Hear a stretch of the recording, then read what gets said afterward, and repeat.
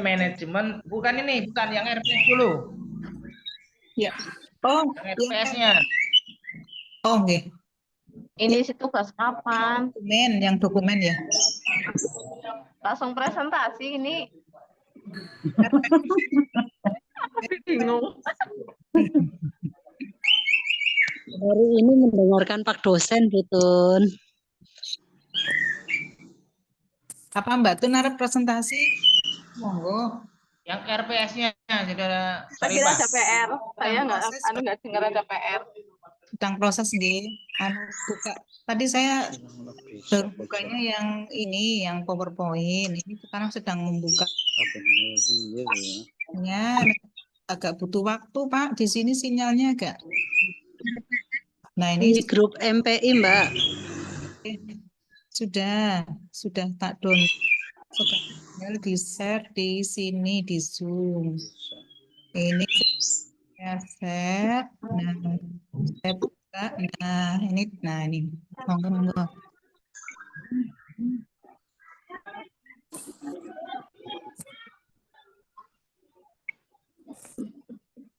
Oke, udah. Jadi mata kuliah saya adalah manajemen sumber daya manusia pendidikan. Itu SK-nya 3, dosen pengampunya saya. Kemudian capaian pembelajaran nanti dibaca sendiri itu. Ya maaf, ini program S2, ini bukan tadi program saya itu ya. Ada keliru apa yang ketik. Oke. Terus lanjut berikutnya dibaca sendiri itu.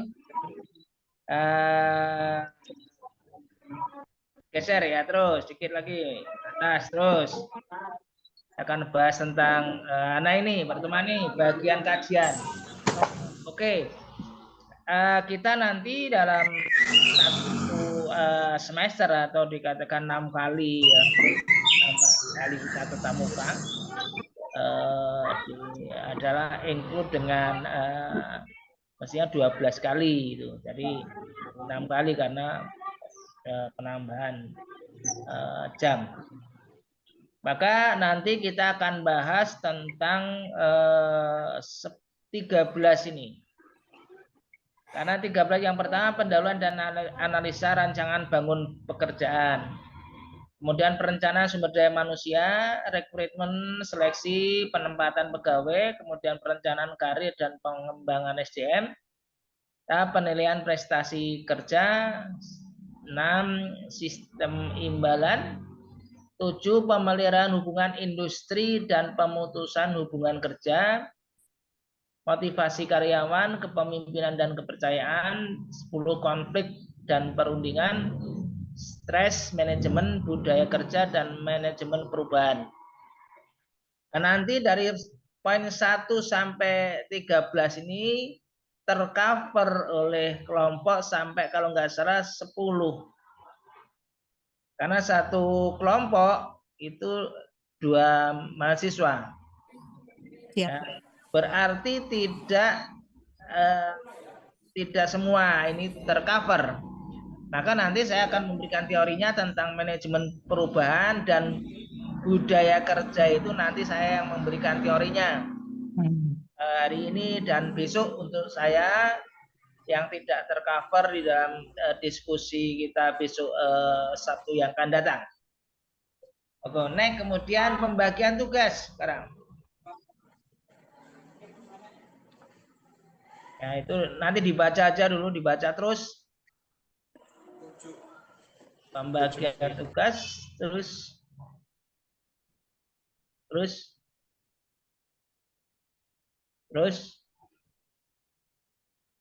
Nah, ini coba yang dari nomor 1. Oke.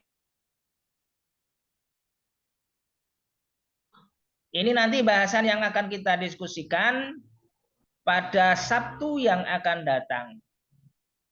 Karena tatap muka kita kan 3 kali ya, berarti nanti bisa satu tatap muka 3 kali.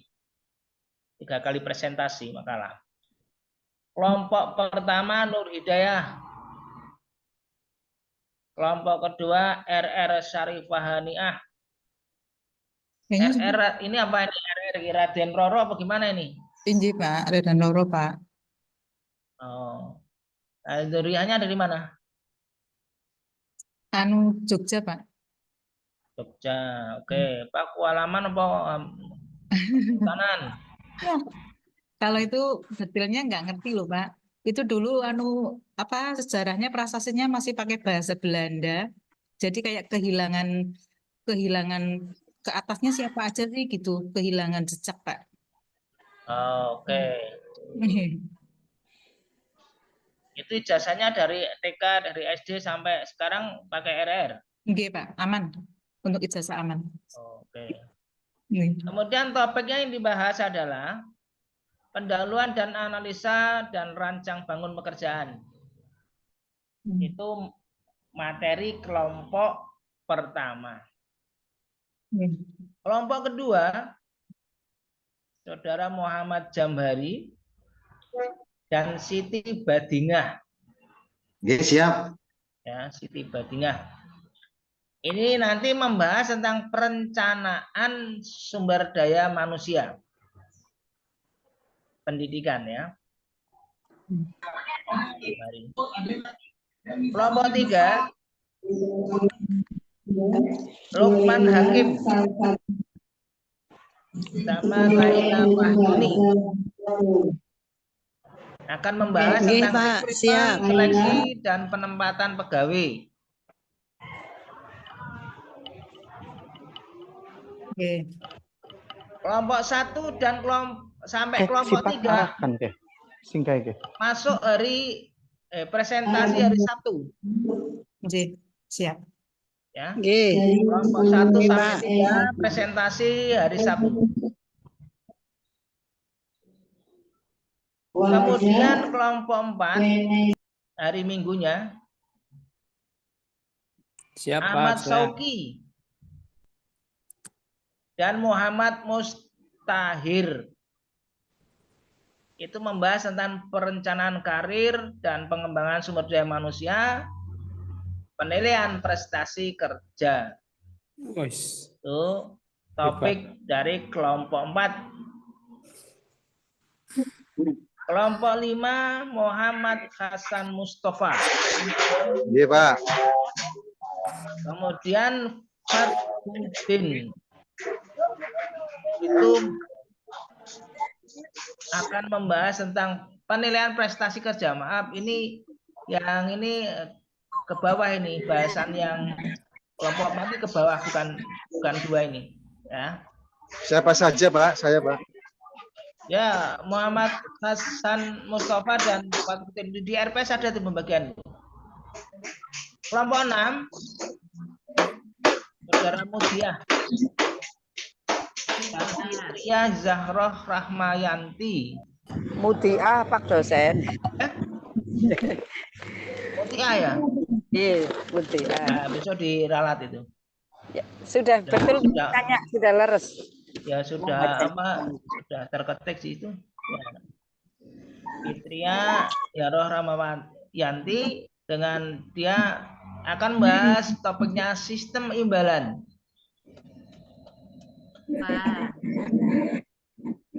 Kelompok 4, kelompok 5, kelompok 7 pada hari Minggunya. Pada hari Minggunya, minggu depan maksudnya. Kelompok 6 mungkin Pak dosen. 4 Ya? sampai 6. Oh iya, Sampai maaf. Kelompok 4 sampai 6. 6. Kan? Iya. Itu hari Minggunya. Terus kelompok 7. Iya Pak, siap. Nggih Pak, siap. Yaitu pemeliharaan hubungan industri dan pemutusan hubungan kerja. Kami, Pak. Ya, kelompok 7. Iya, Pak. Kelompok 8 ini kelompok 7 itu minggu yang akan datang, minggu nganu Sabtu terakhir berarti ya. Oh, nggih. Iya. Siap, Pak. Sabtu terakhir kan berarti? Iya, kelompok 7 Pak, pon 8 Ya. Pak. Iya. Sama Adi Saring Mulyadi. Iya. sama Sugeng Riyadi Oke, nggih, Nggih, Pak. Pak. akan membahas topik tentang motivasi karyawan. Itu hari Sabtu yang akan datang.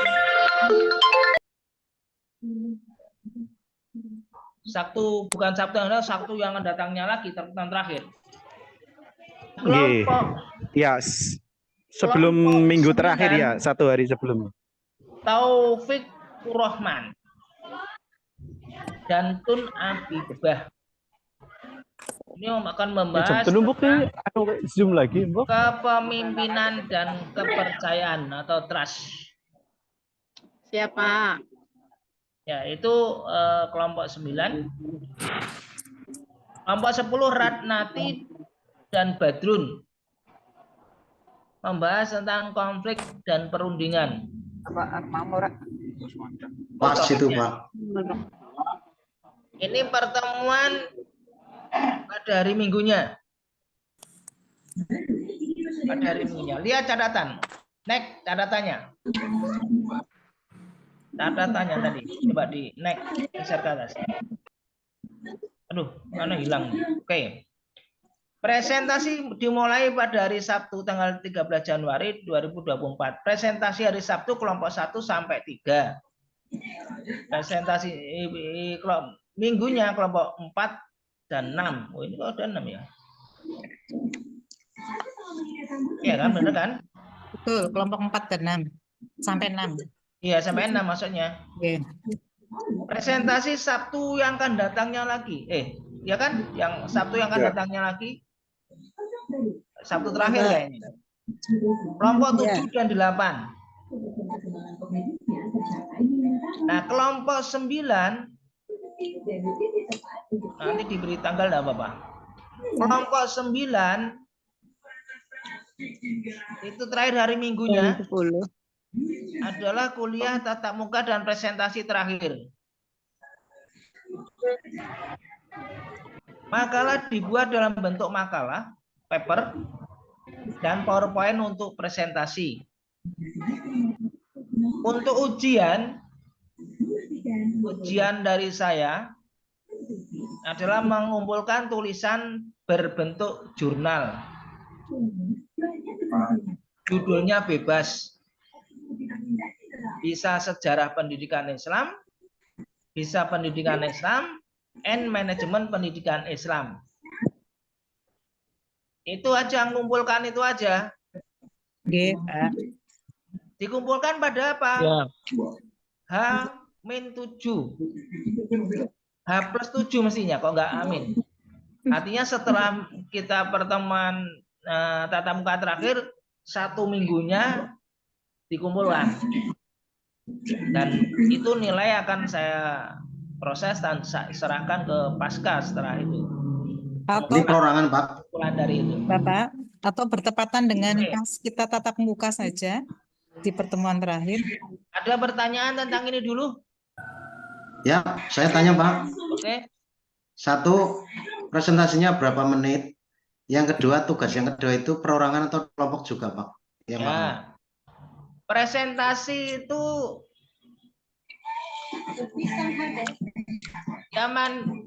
maksimal 1 jam lah. Grup 1, maksudnya kelompok 1. Nah, kita lihat situasi apabila makalahnya dan sudah tidak ada audien yang bertanya dan memberi masukan, ya nanti ya ganti ke kelompok berikutnya untuk mempresentasikan begitu. Jadi menyesuaikan dalam kondisi setempat, nanti kondisi situasinya. Itu yang pertama. Kemudian tugas, karena ini adalah tugas secara individual, karena ini tugas ujian. Ya, tugas ujian istilahnya tugas individual, tidak kelompok. Oke. Paham? Ini aja, Mbak. Stok. Oh, tanya lagi. Silakan.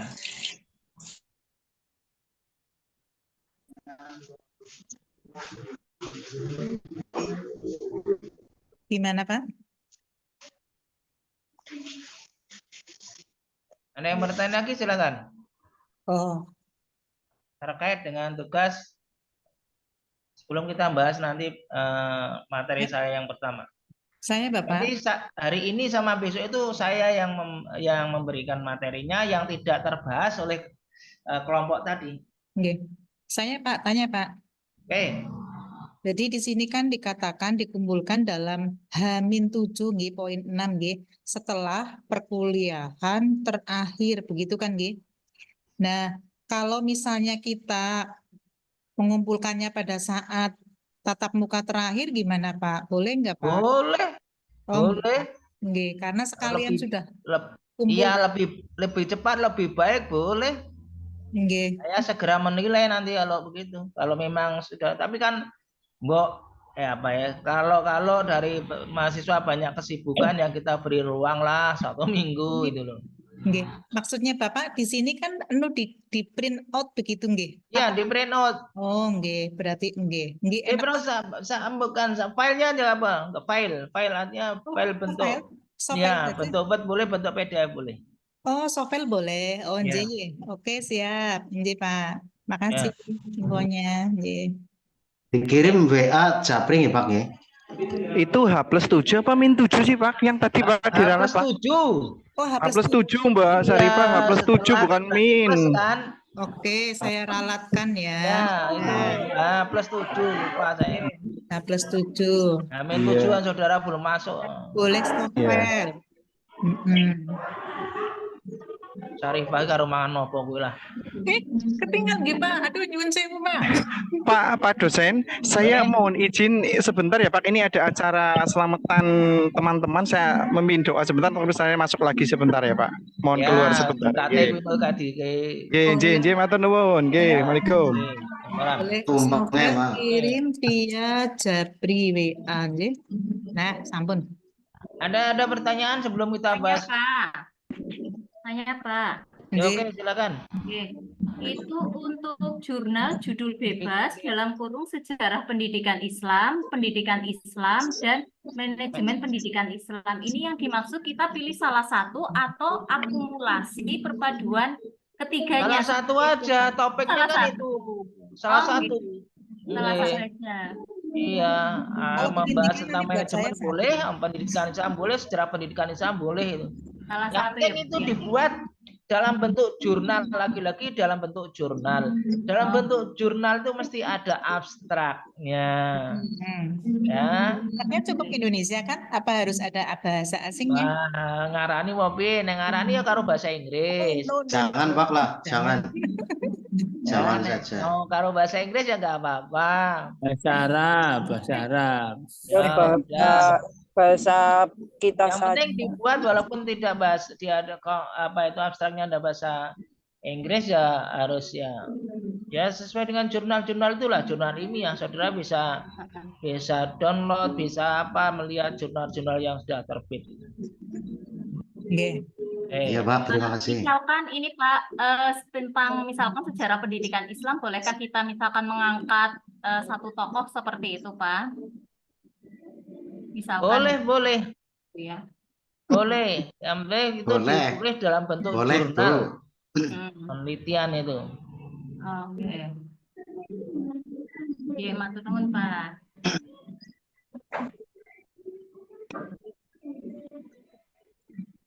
Ada lagi silakan. Cekap Pak. Bob. Kalau jurnal materi. Kalau jurnal sih berapa halaman? Tadi yang perubahan apa tadi? Manajemen perubahan nanti. Oh, yang itu PPT nggih, Pak? Ya, yang PPT manajemen perubahan secara. Oke. J. Siap.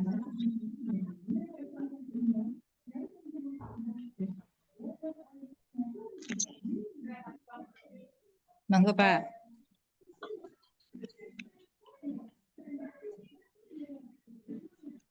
Nah, oke itu. Manajemen perubahan. Nanti untuk kita tatap muka itu kalau dosen-dosen yang lain seperti Pak Barul, Pak Safa kemarin itu ke Cilacap atau ke kampus induk, Pak? Dosen-dosen yang lain loh maksudnya. Nggih, Ada yang ke Cilacap, ada yang ke kampus induk, Pak. Tapi Yang keras. 1 kali. ada Ya. yang ke kampus, ada yang ke kampus, ada yang Pak Dokter ke kita gitu di sini di Cilacap. Ada yang offline semua, ada yang online semua, Pak. Kalau Pak Sudadi Ya, gimana, itu Pak? memang apa itu aturannya Satu pertemuan terakhir atau pertemuan pertama harus tatap muka. tatap muka itu. Itu Nggih. sudah apa jadi aturan ya. Oh, nggih. Jadi silakan enaknya mau di mana? Saya mau disuruh ke Cilacap ya monggo. Cilacap Nah, mawon, Anda ya terserah Kersane dilihat, Pak dosen mawon, kersane monggo. dilihat apa. Ya pokoknya saya ngikut aja di apartemennya di Cilacap Pak. Oke nggak apa-apa. Nggih. Cilacap. Taufik gimana, Pak Taufik? Padha wae nek ning Cilacap kan santri ngundang kiai ini to kuwi. Nggih. Ya kan? Ya padha wae santri ngundang kiai ning Cilacap paribasan. Ya apa-apa, aku siap. Oke nggak masalah. Sama sekaligus mau mungkin ya monggo nanti. Mana penanya. Oke.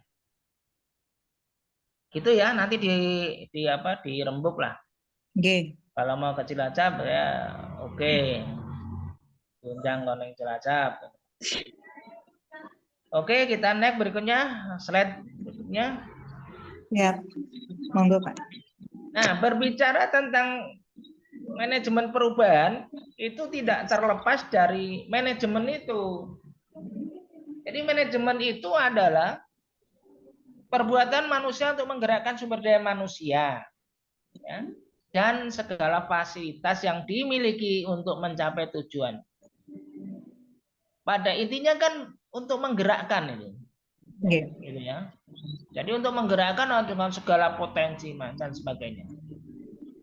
Ya, jadi fasilitasnya juga baik fasilitas finansial, sarana prasarana yang dimiliki itu dalam rangka apa mencapai tujuan dari manajemen itu.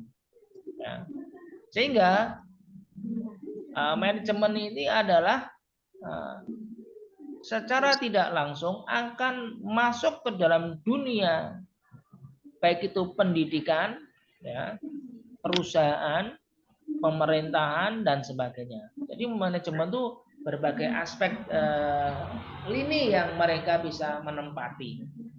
Oke, next. Oke, 3 tadi. Maka fungsi manajemen kita melihat fungsi. Pertama adalah yaitu perencanaan. Bagaimana perencanaan? Planning, pengorganisasian. Organizing dan penggerakan itu adalah actuating bisa, kemudian pengendalian semua potensi yang dimiliki untuk mencapai tujuan secara efektif dan efisien. Jadi arti efektif di situ adalah mereka tepat guna dan tidak tidak menghamburkan atau baik waktu maupun finansial dan sebagainya. Efektif benar waktu dengan timing efektif, ya. Kemudian efisien, tentunya efisien itu orang bahasa mengatakan adalah penghematan. Artinya apa? Sesuai dengan cakupan yang dibahas sehingga tidak membengkak baik dalam sumber dayanya maupun dalam finansialnya. Secara efektif maupun efisien tadi. Next. Planning. Nah, perencanaan tadi saya katakan perencanaan itu adalah planning. Setiap aktivitas yang ada pada kita ini kan memiliki satu planning. Dalam proses pembelajaran juga harus memiliki planning, perencanaan pembelajaran. Untuk pembelajaran kan diadakan suatu penyiapan perangkat pembelajaran seperti RPS, ya, Selabdi, ya. Kemudian jurnal, presensi, daftar ini dan sebagainya sudah dipersiapkan. Itu sudah direncanakan dulu dalam 1 semester, ya, dalam 1 semester atau triwulan atau 3 semester, 3 bulan itu sudah ada planning. Maka sebagai salah satu fungsi manajemen dalam rangka awal yang sangat menentukan dalam pemilihan pola-pola yang akan dilaksanakan dalam rangka pengambilan keputusan. Sehingga dia itu planningnya itu akan menjadi bahan nanti apabila itu menjadi keputusan. Perencanaan, kemudian di actuatingnya, dilaksanakan, diorganisirnya, ya pengorganisasiannya, maka nanti akan menjadi suatu keputusan yang harus dilaksanakan. Nah, demikian juga dalam pengorganisasian organizing tadi. Jadi setiap kelompok, setiap sektor atau setiap bagian-bagian itu mesti ada organisingnya. Atau dalam menjadi istilah sekolah itu ada strukturalnya. Ada struktural, ada fungsional. Struktural itu jaminan dari kepala sekolah, wakil kepala sekolah, ya, kemudian guru, KTU dan ke bawah, itu namanya struktural. Sedangkan fungsionalnya adalah sebagai guru, sebagai tenaga pendidik. Nah, kepala sekolah itu ya, awalnya kan dia sebagai tenaga pendidik, guru yang dibantukan atau guru yang diberikan jabatan struktural. Nah, dulu regulasi sebelum tahun berapa itu ya, regulasi kepala sekolah itu harus mengajar kurang lebih 8 jam dalam 1 minggu. Itu guru. Dulu kepala. Itu regulasi yang dulu. Dengan regulasi yang baru maka kepala itu sudah include, tidak mengajar sekarang. Ya. Karena dulu 8 jam, kemudian tambah 18, 24 ya.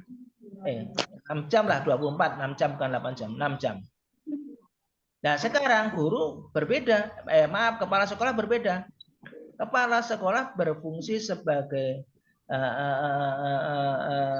supervisor dan manajerial. administrasi. Ya. Jadi kepala sekolah itu sebagai supervisor. Sebagai apa? Supervisi yang ada di lingkungan sekolah itu. Mengawasi saja. Ya, mengawasi pelaksanaan bagaimana, di samping dia sebagai supervisor juga sebagai manajer. Ya, dalam sekolah itu. Jadi sudah tidak mengajar lagi itu kepala sekolah yang sekarang. Tetap tunjangan sertifikasinya tetap dapat karena dia sudah include 24 jam gitu. Nah, sebagai supervisor. Maka enak kepala sekolah itu. Tinggal di kantor, lihat sekarang kepala sekolah yang sudah alatnya modern, lihat aja di ruangan kantor kepala sekolah mesti ada CCTV-nya. Ada CCTV-nya untuk memantau kelas-kelas yang kosong. Mana yang kelas yang kosong, kelas ini kok rame aja itu. Nah, itu sebagai bahan untuk evaluasi ketika kepala sekolah akan memberikan pembinaan baik mingguan maupun yang lain, ya, seperti itu. Dan dia sebagai manajerial, jadi segala sesuatunya bermuara pada kepala sekolah itu. Nah, itu regulasi yang sekarang ya. Kalau dulu harus mengajar memang 6 jam kepala sekolah itu. Nah, berbeda memang regulasi yang ada di Kemenak dan Kemendikbud. Jadi kalau di Kemenak itu kepala sekolahnya ya sebagai supervisor maupun sebagai manajerial itu kalau apabila sudah diangkat menjadi kepala sekolah itu sampai pensiun dia orang tahu ganti. Itu kalau di Kemenak, regulasi di Kemenak loh ini, di Kemenak Kementerian Agama. Jadi hanya digeser-geser aja kepala MTS mana kepala geser lagi kepala MTS mana lagi, kepala MAN mana lagi, hanya bergeser terus sampai pensiun. Nah ini kaderisasinya gimana? Sing pengen jadi kepala sekolah ora pensiun. Nah ini regulasi di Kemenak seperti itu. Tapi regulasi di Kemendikbud sudah berjalan. Ya. Jadi seorang kepala sekolah itu menjabat sebagai kepala sekolah hanya 4 tahun. Bila 4 tahun itu kurang profesional atau tidak baik, maka dia digurukan lagi menjadi guru biasa. Kalau baik nanti dia masih jadi angkat kepala sekolah lagi. Kalau istimewa, dia istimewa mungkin dia mendapat sebagai apa ya, sebagai apalah mengenai suatu keahlian tertentu, maka bisa menjadi 3 kali maksimal itu di Kemendikbud, dan itu regulasinya sudah berjalan. Sehingga di Kemendikbud apabila kepala sekolah masih muda, eman-eman, jadi kepala sekolah sudah tidak jadi kepala sekolah, jadi guru biasa. Biasanya jadi kepala menentukan segalanya, jadi guru kan pada diatur lagi oleh kepalanya, malah stres, banyak yang stres, seperti itu. Maka memang logikanya kalau di Kemendikbud jadi kepala yang pensiun kurang 5 tahun, kurang 4 tahun, 4 tahun pensiun, dari kepala itu nanti pensiunnya kan pensiun kepala, orang pensiun guru, kan gitu. Nah, regulasi yang itu sama aja, dia dalam arti orang yang menjadi kepala sekolah di Kemendikbud ini ya harus melalui jenjang-jenjang. Jenjang yang ada adalah jenjang harus pernah menjabat sebagai waka kurikulum. Nah, ini. Itu sudah seperti itu. Jadi waka kurikulum yang dulu. Ya, regulasi itu seperti itu. Jadi ke Kemenak kan tidak jadi guru MI, ya misalkan dia ada ujian formasi kepala sekolah, dia malu ujian lulus, ya wes lulus. Nanti tinggal ada penempatan, nggak ada formasi, ada sekolah yang kosong, enggak kan begitu. Itu. Jadi tidak melalui waka kurikulum enggak bisa kalau di Kemenak. Ya, bedanya di situ. Regulasi lagi di Kemendikbud. Barusan regulasi tahun 2023 kalau salah ini. Regulasinya seorang kepala sekolah nanti harus dia pernah menjadi guru penggerak. Nah ini. Ya kan? Pernah menjadi guru penggerak. Ya dia kan diangkat guru penggerak enggak? Ada apa itu? Ada bangsa workshop apa guru penggerak itu ya. Nah, dia menjadi guru penggerak enggak? Kalau belum pernah menjadi guru penggerak, ya, maka dia tidak bisa menjadi kepala sekolah. Itu regulasi yang Kemendikbud. Lagi-lagi yang Kemenak belum sampai ke situ, ya kepala ya dadi sak ila yaumil akhir, jadi kepala tekan pensiun, kepenak banget kepala Kemenak. Kalau tidak ada masalah, kalau tidak ada masalah di kantor. Oke, biasanya kan begitu. Nah, kepala Kemenak gara-gara masalah tekan ila yaumil akhir, kepala terus mengganti sekolah. Tapi kalau ada masalah ya biasanya dikantorkan. Ono kan sing masalah ya ono wae, ono warna-warna kan begitu. Oke, next berikutnya. Pengorganisasian itu pengorganisasian merupakan alat untuk mempermudah mencapai tujuan dengan apa? Mempertimbangkan legitimasi. Kayaknya ya takon bae ya, Ibu Eni. Legitimasi itu adalah kekuatan hukum yang tetap. Jadi melegitimate kekuatan hukum yang tepat. Kemudian efisien, keefektifan, efektif, dan keunggulan, excellent. Jadi harus menjadi suatu keunggulan juga, excellent. Oke, next berikutnya.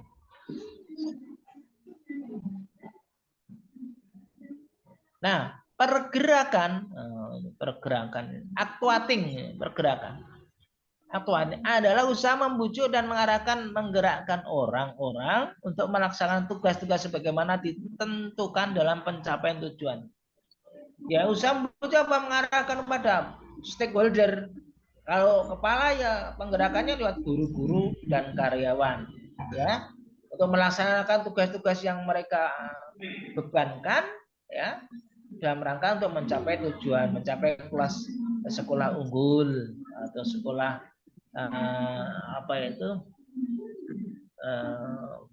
unggul lah sekarang. Kalau itu bertaraf internasional kan sudah tidak ada. Ya, sekarang pencapaian sekolah unggul. Ya. Unggul itu bisa dalam arti nilai akreditasinya, bisa dalam arti nilai output maupun inputnya, ya.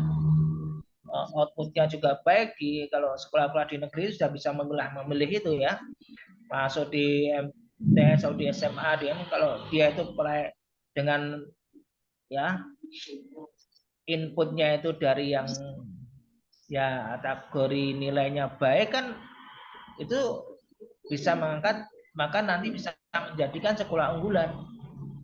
Tapi kalau inputnya jadi dapat dari yang tidak berkualitas atau yang nilainya IQ-nya rendah-rendah, ya sulit untuk berkembang meningkatkan sekolah unggulan ini, menjadikan ciri khusus itu unggulan ini. Ya. Nah, maka bagaimana inputnya? Juga outputnya tidak hanya keluaran saja, tapi bagaimana setelah keluar itu bisa dia tampung atau masuk ke dalam yang lebih bagus seperti perguruan tinggi negeri maupun fakultas-fakultas yang begitu bagus, atau dia di dunia kerja, dunia industri bisa terserap, itu namanya keluaran outputnya bagus ya. Oke, Potter dalam segalanya, dalam segala yang nulis segala itu mengatakan tadi berbicara pada itu tidak lepas dari strategi. Bagaimana untuk menerapkan strategi manajemen sumber daya manusia pendidikan itu tentunya kan harus memiliki kiat-kiat. Bagaimana strateginya? Di situ dijelaskan oleh segala strategi sebagai suatu seni atau ilmu dari pembuatan atau formulating, ya, atau penerapan. Implementing, ya, pembuatan formulating, penerapan implement, dan evaluasi evaluating. Nah, ini harus memang harus dimulai dari itu, sehingga keputusan strategis antar fungsi yang memungkinkan sebagai koordinasi mencari tujuan-tujuan di masa akan datang. Nah, tanpa formulasi yang bagus, penerapan implementasinya juga sempurna, kemudian ada tahapan evaluasinya atau dikatakan umpan baliknya, maka ya di masa mendatang baik sekolah maupun industri atau perusahaan itu akan mengalami penurunan. Banyak sekarang itu sekolah-sekolah yang dulunya itu banyak siswanya, nah sekarang kan sudah mulai surut. Dan ditanyakan terutama yang terasa adalah sekolah swasta, itu ada masalah apa? Ya tadi mungkin dalam arti penerapannya, mungkin kurikulumnya, atau mungkin formulasinya, atau implementasinya bagaimana, itu kan dilihat dari situ. Oke, next berikutnya. Nah, menurut David, strategi dapat dibagikan 5 jenis, yaitu sebagai berikut. Strategi integrasi. Maksudnya strategi integrasi ke depan atau integrasi ke belakang, integrasi horizontal. Nah, ini ada beberapa yang memang, dan horizontal dan vertikal, ke depan ke belakang, vertikal dan horizontal. Mestinya strateginya seperti itu. Strategi horizontal, ya, horizontal itu sama apa itu stakeholder, ya. Vertikalnya bukan struktural, pada lintas sektoral. Tapi mungkin kalau MI MT ya artinya lintasnya ke Kemenag, ke WIL dan sebagainya, ada lintas secara vertikal, ada komando itu. Yang memungkinkan memang kalau dalam perusahaan itu dapat mengendalikan para distributor. Ini kan kalau pemasaran kita di dunia pendidikan ada integrasinya horizontal, kemudian ke depan ke belakang, ya, dan vertikal, itu saya kira akan mudah atau dikenal oleh stakeholder untuk simpati untuk memasukkan calon atau siswanya nanti ke sekolah tersebut. Karena bagaimanapun juga yang namanya dunia pendidikan, baik itu dia pendidikan MTS, MIMA, SMA, itu semuanya sekarang itu udah profit oriented, kecuali sekolah negeri. Kalau negeri itu kan sudah ada bantuan dari pemerintah yang namanya BOS itu ya, BOS itu. Jadi yang namanya BOS itu biaya operasional sekolah yang diberikan kepada siswa yang negeri ya, SD, SMP, SMA itu sebetulnya menurut hitung-hitungan DPR itu sudah cukup. Ya, sudah cukup. Karena sudah diperhitungkan untuk sama itu dari Jakarta ke dari sini sama. Per anak itu 1 juta berapa misalnya. Ya, itu untuk operasional sekolah itu sudah cukup. Itu kalau sekolah yang negeri. Sekolah negeri. Sehingga kalau apabila itu kok ada sekolah misalkan SMP, SMA negeri, SMK negeri itu menarik lagi biaya-biaya yang di luar itu sebetulnya sudah tidak boleh, itu ya, tidak boleh. Karena apa? Karena sudah diperhitungkan itu budget anggaran sudah cukup, gitu ya. Jadi itu tapi dengan berdalih kesepakatan dengan apa itu komite sekolah, sekolah menarik apa itu biaya lagi misalkan karena mereka aja ya, artinya mereka seperti itu. Nah, sebenarnya nggak boleh menarik biaya lagi di luar BOS. Jadi memang siswa itu oleh negara itu gratis sekolah itu. Ya maka adanya yang dikatakan wajib belajar 12 tahun itu kan seperti itu. SD itu kan SMA itu gratis benar. Jadi kalau SMA negeri alasan apa? Tapi mereka berdalih pada komite kesepakatan komite maka bayar sekian kan untuk gedung dan sebagainya. Oke. Oke.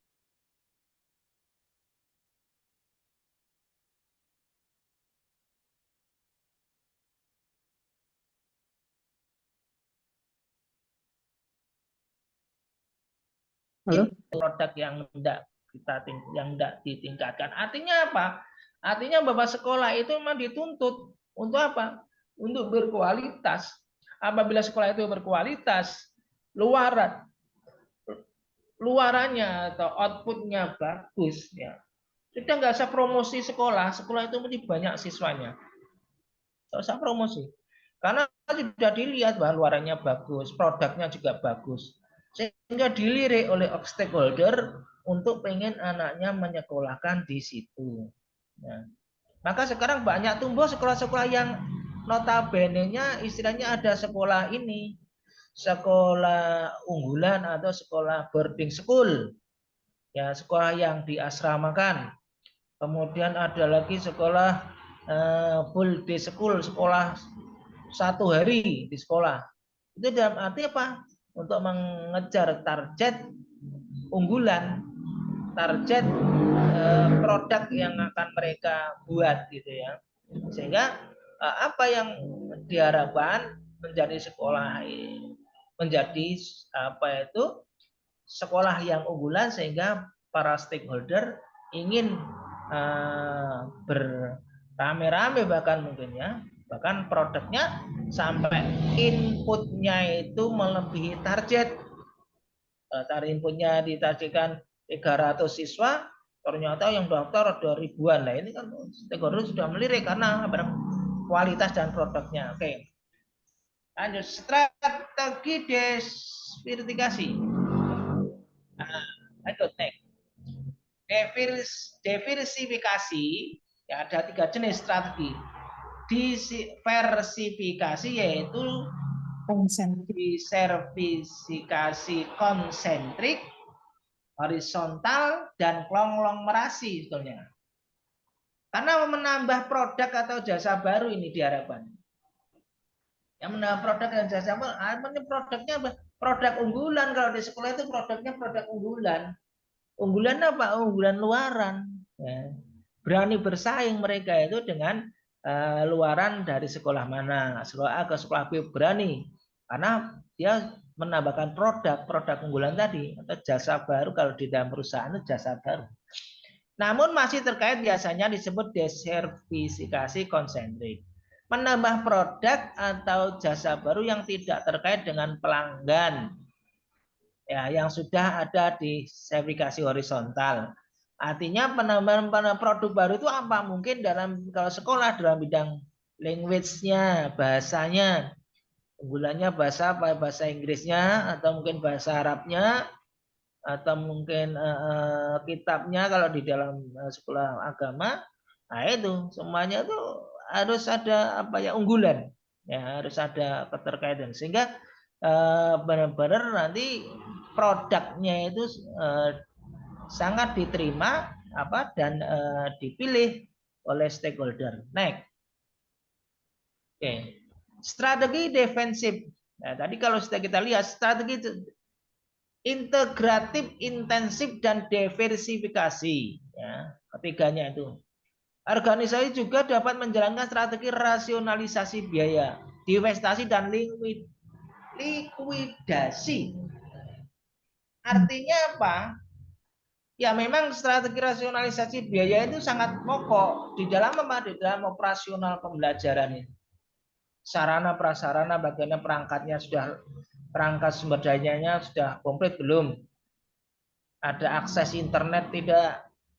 Ada sarana prasarana wifi LCD maupun digital, TV digital ya?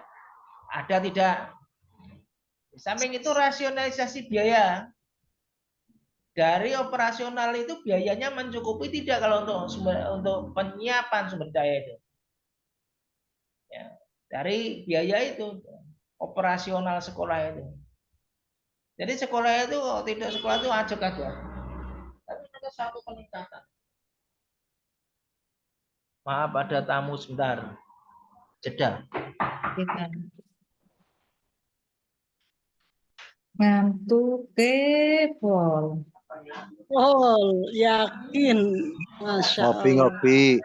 Ngopi, Bu Haji. Iyalah kopi ini, Cik. Ini ngantuki temen ya. Aku jadi, ya Allah. Kayak paksa apa ya, Bu? Sehingga Andien. Awal itu ada Pak COD, tapi bukan dari sini COD. Oke. Maka kalau kita lihat, maka rasionalisasi biaya ini memang sangat perlu dilakukan setiap lembaga pendidikan maupun suatu perusahaan. Rasionalisasi baik biaya pengeluaran maupun masuknya itu harus seimbang. Ya. Gak ada biaya pemasukan itu 1 miliar, pengeluarannya 1,5 miliar. Tomboknya kok ngendi? Nah, kan itu kan. Nah, itu harus rasionalisasi biaya seperti itu. Maka kalau memungkinkan ya ada sisa shift. Sekarang 1 miliar dalam pengeluarannya ya 900 sekian. Ya. Jadi artinya ada shift-nya. Kalau enggak nanti siapa yang mau menomboki? Nah, karena dunia pendidikan itu sudah profit sekarang ini. Profit itu ada. Profit itu ada menghitung untung rugi. Ya kan? Itu lembaga pendidikan enggak ada yang siapa mau ya. Walaupun swasta aja, tujuan pendidikan di swasta misalkan ngedeki sekolah MTS swasta, SMK swasta, itu juga profit, enggak mau dia ngedeki rabadi. Nah, dia mesti untung. Ya, bagaimana kalau enggak nanti pengembangan gedungnya, pengembangan sarana-prasarannya enggak jalan kalau enggak profit. Ya sekarang orang-orang kalau dulu memang lembaga pendidikan kita itu banyak yang lillahi ta'ala, ikhlas beramal kalau kelas beramal ya. Bahkan pondok pesantren pun sekarang profit oriented juga pondok itu. Sekarang pondok itu bayar tidak? Bayar. Pondok itu bayar sekarang. Dulu mahal. Mau ngaji itu udah ke pondok ke situ. Ya, nggak bawa beras sendiri, masak sendiri, orang bayar ngaji karo guru nih, karo kiai ini. Nah sekarang bermacam-macam, sekarang ada mondok bayar kitab, bayar ngaji nih, bayar kosi, bayar makme, oke banget sih kan. Nah itu harus seperti itu. Itu namanya juga profit, tapi enggak. Kalau dikatakan profit ya enggak pantas lah, mondok dikatakan profit ya. Oke, next berikutnya. Nah, strategi umum Michelle Potter. Nah, menurut Michelle Potter ini, menurutnya ada 3 landasan strategi yang dapat membantu organisasi untuk memperoleh keunggulan kompetitif, persaingan, keunggulan kompetisi, ya, yaitu keunggulan biayanya, diferensiasinya atau fokusnya. Maka Potter menamakan ketiganya strategi umum, keunggulan biayanya, diferensiasinya maupun fokusnya itu. Unggulan biayanya, anak sekolah unggulan nggak ada yang sekolah unggulan itu yang sekarang itu ada yang boarding school itu murah, rano semurah. Ada TK Al Irsyad di Cilacap tuh, jenengan ya? Iya, Pak. Cilacap itu masuknya berapa itu? Masuknya kalau nggak salah 25 juta. Iya, betul. Yang Cilacap. Ini saya karena saya ada saudara di sana. Dia bilang TK-nya mlebune 25 juta, kok bulannya berapa? 1 juta berapa itu? Itu TK itu, ada TK loh. Al Irsyad. Al Irsyad, Al Azhar, Bias, Pak 3. Ya, itu ya, dia menggulan biayanya. Tapi juga Al Irsyad serta didiknya banyak juga, heran saya. Herannya banyak juga loh, wong suge-suge kalau itu kalau zaman ini waktu anak saya aja dulu itu enggak bayarnya meng piro meng 20.000. Ini. Nah itulah satu unggulan biaya maupun fokus yang ini oleh Potter. Oke, next berikutnya. Nah, sekarang baru menginjak pada pengertian manajemen. Nah, yang benar.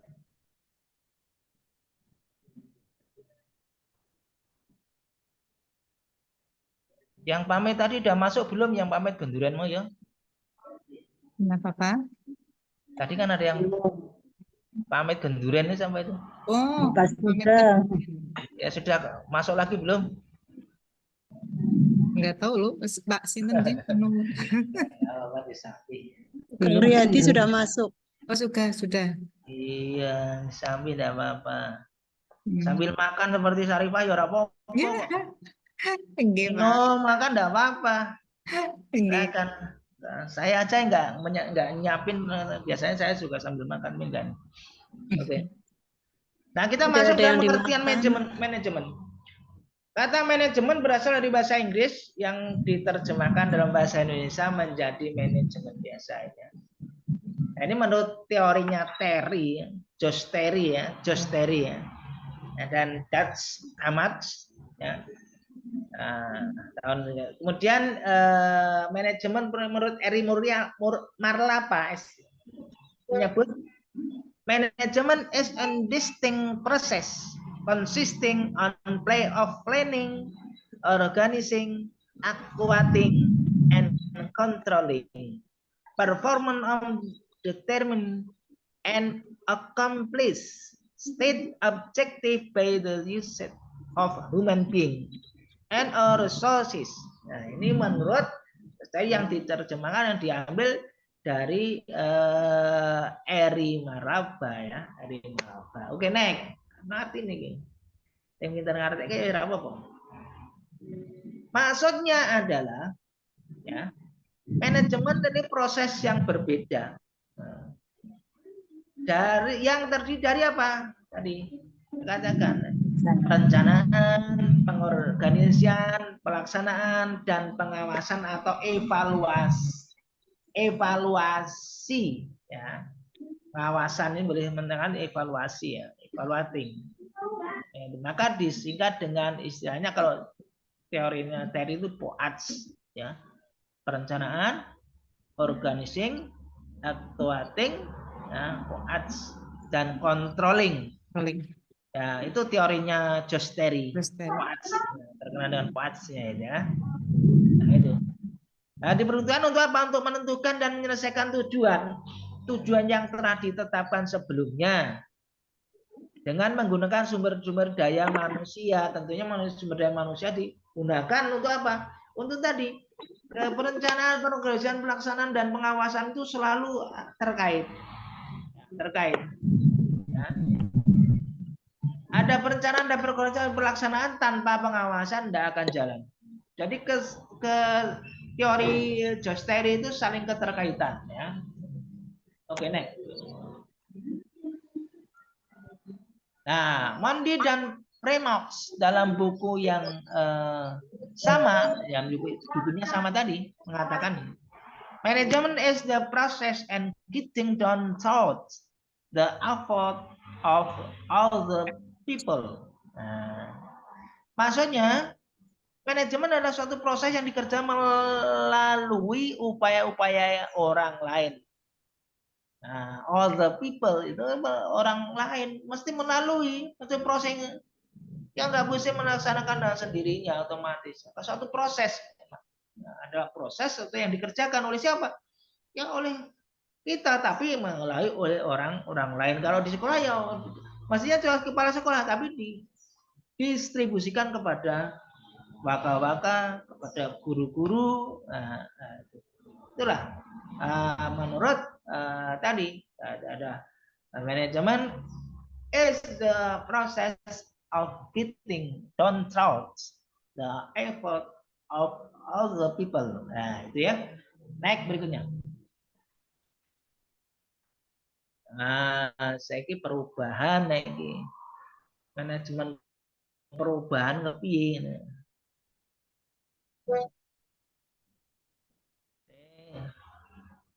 Ini yang masih kemarin yang baru nikah mana ini siapa ya kemarinnya? Mas Nur Hidayah, Pak. Oh, ya. Ketua kelasnya. Ini tadi bergabung ke sini enggak? Sebentar, Pak. Saya cek dulu. Pakai bulan madu. Ada, Pak.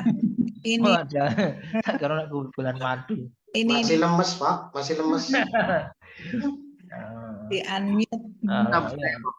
Nek nom ya ora lemes, nek nom ya semangat. Ayo Pak Dadi lah lemes. Ayo Pak Nur. Semangat. Oh, enggak ada orangnya itu. Enggak ada, ya enggak ada orangnya. Ya, ada orang kena mburi. Semangat masih muda, semangat. Kalau udah tua berbadat. Dan pesonamu. Merangkel, Pak. Iya. Ya, saya tinggal apa itu?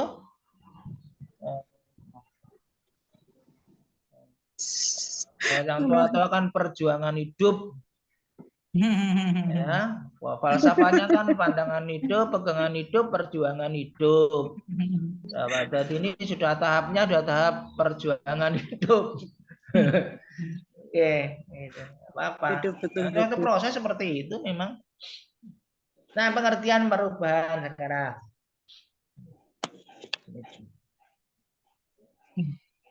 Ada yang belum sholat zuhur? Kalau ada yang belum sholat zuhur, saya persilakan untuk sholat zuhur dulu. Ya. Semua. Bapak sebentar, nanti masuk lagi tapi. Ya saya belum, Pak. Saya sholat zuhur dulu, izin. Tapi kalau sudah jangan ngomong aku sholat zuhur. Saya belum, Pak. Sholatnya setengah jam. Perubahan merupakan suatu yang sering terjadi dengan sendirinya tanpa disadari. Mesti, wih. Yang namanya perubahan itu sesuatu yang mesti terjadi. Nah, saya gambarkan dalam perubahan itu dari ya kalau lembaga pendidikan dari awal pendidikan baik negeri maupun swasta itu kan jumlah gurunya sedikit, jumlah siswanya sedikit, gedungnya hanya berapa lokal, sarana prasarana belum itu. Nah begitu berapa tahun lagi berkembang perubahannya sudah semakin pesat. Nah, ini namanya perubahan mesti terjadi itu. Dan diri manusia pun juga sama. Manusia dalam hakikatnya adalah juga perubahan itu tadi dari yang kecil, yang muda, dewasa, tua, ya sudah begitu perubahan sudah sunatullah. Itu mesti terjadi, tidak bisa kembali. Apa ada yang bisa kembali muda lagi kalau yang manusia kan nggak bisa. Pas saya pengen yang tuan muda terus nggak usah tua-tua, nggak bisa, itu proses. Yang namanya tua itu nggak bisa minta, ya mesti, nah, kan gitu. Maka perubahan mempunyai manfaat bagi kelangsungan hidup suatu lembaga atau organisasi. Bagaimana orang perubahannya stagnasi apa padha bae. Nah, sekarang zaman-zaman digital sekarang. Dulu yang namanya komunikasi tidak sedasar sekarang. Ya.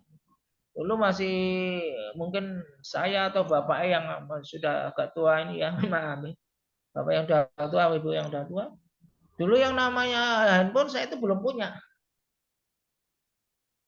Ya. S1 itu saya belum punya HP itu. Karena memang belum masyarakat.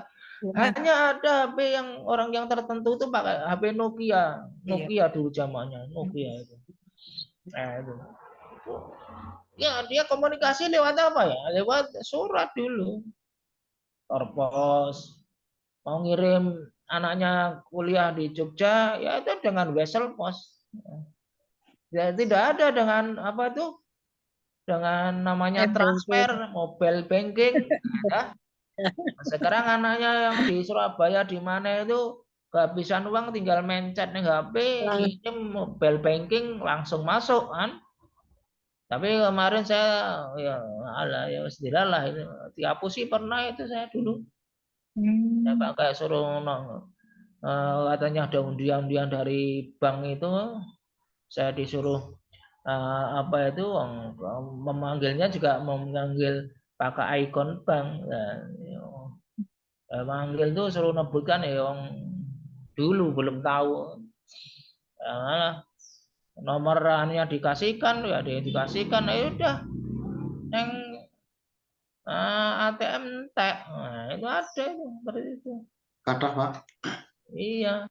Maka untuk hati-hatinya untuk ke depan ya anak istri atau suami dibilangi kalau udah main-main apa itu undian maupun apa jangan sampai memberitahu nomor PIN ATM maupun HP maupun email itu ya. Itu kalau ditanya, oh ini berarti berbohong ini, ya sudah ditutup aja.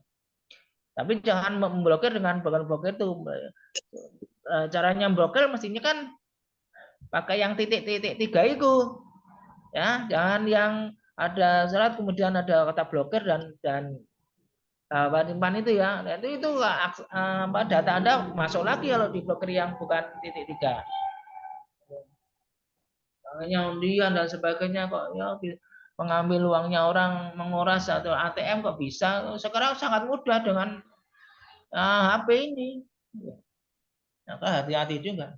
Nah, itu. Jadi saya katakan perubahan itu mesti terjadi untuk kelangsungan hidup. Ya kalau nggak ada perubahan ya sama aja stagnasi. Zamannya perubahan sekarang. Sekarang apa saja ada di HP sekarang. Anda bisa mengakses apapun ada di HP. Anda bisa mengakses ini apa? Bisa kelihatan ya. Ini. HP ini kan bisa mengakses kemana saja. Anda mau ke Mekah, mau ke makam Rasulullah, tinggal klik makam Rasulullah sudah keluar di sini di HP. Anda mau melihat Saudi Arabia, mau lihat apapun sekarang bisa muncul di sini. Begini kuleres, Pak. Ya. Jangan ngertos nih dulu. Ya itu. Jadi mau manasik haji atau manasik umroh tinggal di HP ono. YouTube manasik umroh. YouTube manasik haji. Ning nek ora manasik nggone kelompok haji kaya darah umum kayak do malu manasik edeme ora mamane. Nanti manasik itu sudah bisa diakses. Nah, itu. Karena bagaimanapun yang namanya sinyal atau apa itu ya sinyal ya. Langit kita itu kan tidak bisa dibendung. Apa ada yang bisa mendung langit? Arab Saudi aja nggak bisa. Jadi kalau bisa dibendung gini, hal-hal yang tidak baik, tidak sesuai dengan pendidikan atau sesuai dengan norma-norma akidah kita nggak bisa masuk. Gitu, misalkan dibendung langitnya nggak bisa karena satelit menangkap ditangkap oleh sinyal ya ada tower-tower itu kemudian disalurkan ke HP.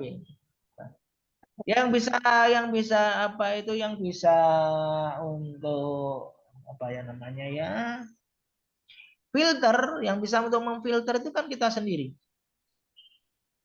Nah, repotnya begini, anak kita, anak-anak atau mungkin anak saudara, anak kita ini sekarang SD aja sudah pintar main HP. Gara-gara apa? Gara-gara pandemi kemarin. Ya enggak? Gara-gara pandemi belajar online, anak SD kudu duwe HP karena ada tugas Pak Guru, Bu Guru tiap dino ngai tugas dong. Ibune kan wis sampai kesuh kan nggarap tugasnya ibune kabeh ora pakai kabeh nggarap tugas SD itu anake. Makanya kesuh anaknya mati ciweli ya. Nah ini kan kasihan juga. Tapi dia akhirnya kan tergantung pada HP itu anak SD sekarang. Nggak ada yang. Ya bagaimana kita memfilter jangan sampai kita los anak SD itu menggunakan HP seperti ini yang apa ya yang dalam kurun waktu 1 hari itu berapa jamnya diperbolehkan main HP yang kecil itu? Bapak, Ibu, putranya main HP 1 hari berapa jam kira-kira? 12, Pak. Ya? Aduh, 12. tidak terbatas, Pak. Tidak terkontrol lah itu. Mestinya terkontrol karena masa proses pendidikannya itu supaya kita mengarahkan. Sekarang Bapak Ibu aja kalau pegang HP 1 hari berapa jam? Kalau anak itu kan itu Pak, kalau sore ada ngaji itu. Ya. Pulangnya itu mending ya, enggak pegang. Agak mending Pak, iya. Ya. Neng nek wong tuane. Kalau orang sering ya. Itu ibunya sering Pak. Tidak megang HP ketika tidur kan begitu? Iya. Iya, ketidur aja bingung HP neng di ling dokok kelalen ngono bingung. Yang dicari itu apa? Sudah ketergantungan dengan HP. Bangun tidur yang dicari dengan HP. Kan mestinya tidak Absen saja pakai HP. Jadi 1 hari itu untuk mengakses HP itu tertentu saja. Kecuali ada panggilan, ada apa dari ya, dipanggil apa itulah. Enggak tuh. Seneng omah wis bar kerja nang omah ngecek HP-nan sembarang. Kalau untuk HP-nan browsing pengetahuan dan sebagainya itu enggak masalah. Karena untuk menambah suatu wawasan yang tidak produktif atau maka HP itu digunakan yang bijak. Bisa HP itu gunakan untuk bisnis. Maka sekarang banyak sekali yang menggunakan bisnis lewat aplikasi, ya kan? Yeah. Ada apa itu? Ada bisnis online. Anda mau makan apa itu tinggal di HP itu pesen mie ayam, mie goreng atau es duren. Nah, itu tinggal pencet HP datang sendiri sekarang martabak. HP-nya lengkap. Asal duitnya ada. Iya, duitnya ada. Sekarang ada tamu dari mana, nggak usah utek-utek punya masa udah pencet itu nanti sudah diantar itu mau es apa mau dan sebagainya. Seperti saja itu Pak. Sekarang dimudahkan dengan aplikasi. Ke depan harus bisa menguasai aplikasi anak turun kita ini. Karena kalau tertinggal jauh nanti. Sudah secara zamannya sudah zaman digitalisasi harus begitu. Ya. Oke. Next. Nah, perubahan itu bertujuan agar organisasi tidak menjadi statis melainkan tetap dinamis. Itu seperti itu. Jadi tidak hanya mandek aja, tapi harus selalu berjalan, dinamis ya. Dinamis dalam menghadapi perkembangan zaman. Nah, sekarang zamannya zaman IT, teknologi kok IT orang ngerti kok tinggal. Iya. Kemajuan teknologi di bidang pelayanan kesehatan misalkan, peningkatan kesehatan pasien dalam pelayanan yang berkualitas itu sudah dituntut sekarang. Iya. Ini. Next. Nah, perubahan dapat dibedakan atas 2 macam yaitu perubahan tidak berencana dan perubahan berencana. Yang perubahan tidak berencana itu ya minallah saya katakan ya. Perubahan itu mesti ada perencanaan step by step. Langkah demi langkah kemajuannya terus meningkat perubahan. Ya. Tapi ada juga yang perubahan yang tidak berencana, yang macam-macam. Perubahan tidak berencana dari perubahan karena perkembangan, developmental change. Ya, developmental change perubahan karena perkembangan, developmental change. Perubahan secara tiba-tiba, accidental, maka dikatakan accidental kan ada ini. Accidental change itu ada perubahan cara tiba-tiba, sekonyong-konyong. Wah, nek perubahan secara tiba-tiba nih uang biasanya kaget. Ya enggak? Oh, si itu maunya kayak ngono, desa kayak ngene ngono apa ya? Nah, itu perubahan secara accidental itu. Tiba-tiba. Mau apik kalau jakae kok saya kok kayak ngono ya. Nah, itu. Karena nggak tahu karena accidental change. Ya. Kok jadi malah lemu ya? Perubahan secara accidental. Artinya tiba-tiba, tidak bertahap lama, jalan itu. Jangan perubahan yang berencana adalah perubahan yang disengaja, dirubah, bahkan direkayasa oleh pihak manajemen, dirubah. Ya bisa saja backgroundnya, bisa saja produknya, bisa saja hasil luarannya itu direkayasa supaya mungkin seolah-olah baik. Sekarang hasil apapun yang dikemas direkayasa itu, apalagi sekarang ada rekayasa genetik, wah itu luar biasa itu rekayasa genetik. Berarti misalkan rekayasa, misalkan Anda direkayasa, misalkan apa itu sosis, sosis itu direkayasa. Kalau Anda tahu produk sosis itu ternyata sama tulang-tulangnya itu dihancurkan jadi sosis, sama dagingnya jadi satu, jadi nggak dibuang itu, kan luar biasa itu, ya kan? Maka sekarang saya juga sosis nggak seneng, nggak melihat ya sebagai tayangan itu walaupun benar atau tidak, saya ngeri ya pembuatan sosis seperti itu ya, dari balung-balungnya atau di giling menjadi sosis itu yang ngeri. Bahkan yang tradisional itu tidak hanya dari balungnya, maaf, dari bulu-bulu ayamnya itu. Bulu ayam entah disembelih atau apa, dimasukkan dalam gilingan itu, ya jadinya sosis yang merah itu. Maka jangan sampai membeli sosis yang ecek-ecek, artinya yang tidak sembarangan itu. Ya lebih baiknya memang daging aja lah, entah kita yang masak gitu aja kalau mau makan, jangan sosis ya. Karena ada banyak ayam juga, jenis juga banyak ya, yang banyak ayam bakar maupun ayam goreng yang Jawa. Nah itu misalkan seperti itu. Nah, sedangkan perubahan berencana adalah perubahan yang disengaja bahkan direkayasa oleh pihak manajemen NEC.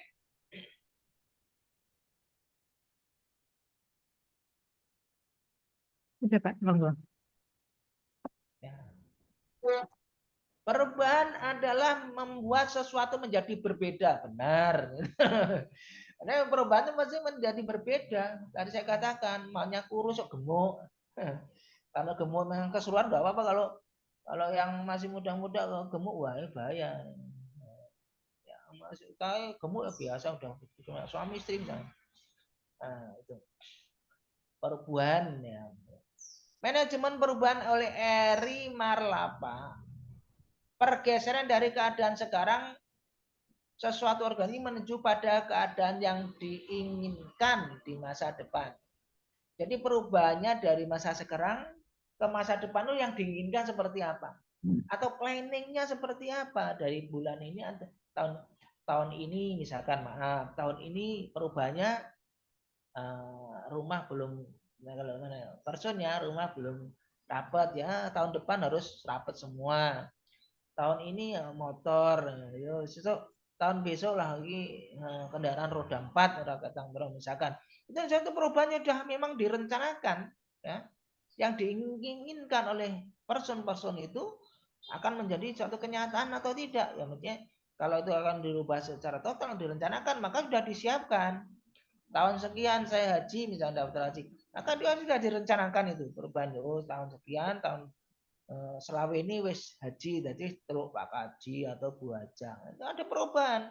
yang dulunya tidak dipanggil Bu Haja atau Pak Haji, setelah haji dipanggil Pak Haji atau Bu Haja misalkan. Nah, itu ada perubahan juga dalam segi apa itu religinya, pengalaman religinya.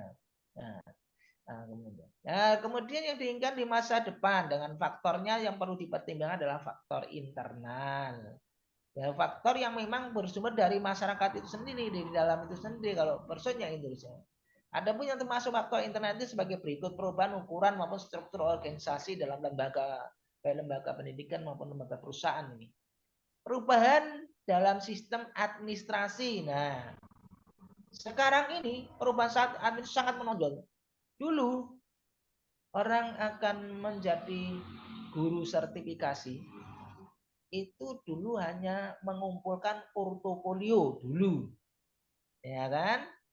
Hanya mengumpulkan portofolio langsung diangkat dari di sertifikasi. Sekarang harus dia mengenakan uji kompetensi dulu menjadi guru sertifikasi atau yang mana, ya kan? Uji kompetensi dia lulus enggak, bahkan kalau dosen ya harus banyak ujian TOEFL dulu dan sebagainya. Sulit sekarang ini, iya. Zaman dulu mudah, seperti saya mudah dulu. Saya hanya portofolio dulu saya di sertifikasi dosen. Portofolio ngumpul berapa bundle saya bawa Semarang tuh. Wah, pertama termasuk golongan pertama ya gampang di sini. Yang mengajukan berapa itu paling yang bisa masuk lolos paling 1-2. Karena ada uji kompetensi. Nah, itu semakin persaingan perubahan semakin cepat itu. Perubahan dalam sistem administrasi tadi ya, dulu yang namanya UAS ujian ulangan di sekolah-sekolah itu pakai apa itu, pakai kertas difotokopi. Nah, sekarang sudah nggak ada itu, kecuali hanya sekolah-sekolah tertentu aja. Bahkan sekolah negeri yang MTS itu mulai MTS ya, kalau MTS Cilacap, MTS kemudian udah ujiannya nggak pakai kertas sekarang, yang pakai ngerjakan di HP sudah di pakai online itu. Nah, ini kan sudah perubahan sudah signifikan. Yang dulunya mengakses fotokopi, bahkan sekarang fotokopi agak sepi dulu sekarang. Wah, dulu segala sesuatunya kan pakai fotokopi. Ijazah mau fotokopi. Sekarang tinggal di-scan aja. Scan dengan HP udah cukup, kirim kemana datanya. Nah, itu gampang saiki. Serasa dadak buru-buru popo. Ya, itu. Perubahan eksternal. Jadi memang faktor eksternal ini ada faktor-faktor yang berasal dari luar lembaga atau organisasi, yaitu keseluruhan faktor yang berasal dari luar organisasi yang dapat mempengaruhi organisasi, kegiatan organisasi itu, seperti mesti perubahannya dari eksternal itu ekonomi, politik, hukum, teknologi, kebudayaan, sumber alam, demografi, sosial dan sebagainya. Itu yang dari sangat signifikan dalam membentuk perubahan dalam organisasi itu. Terpengaruh dengan ekonomi, politik, hukum, teknologi itu harus mau nggak mau harus terlibat itu. Nggak ada yang hanya dia oportunis saja sudah nggak bisa, harus dia mesti terlibat ke sini. Karena itu faktor eksternal yang sangat mempengaruhi perubahan. Oke, berikutnya. Nah, faktor eksternal lainnya antara lain lingkungan alam fisik yang ada di sekitar manusia. Apa yang lingkungan alam itu macam-macam. Ya. Lingkungan yang baik, lingkungan yang pandemi juga, Pak. Ya, pantai. Kalau di kota ya begitu padat lingkungannya, kemudian komunikasi juga sudah individu-individu dan sebagainya. Itu di kota-kota seperti itu. Atau di perumahan mungkin sama ya. Perumahan itu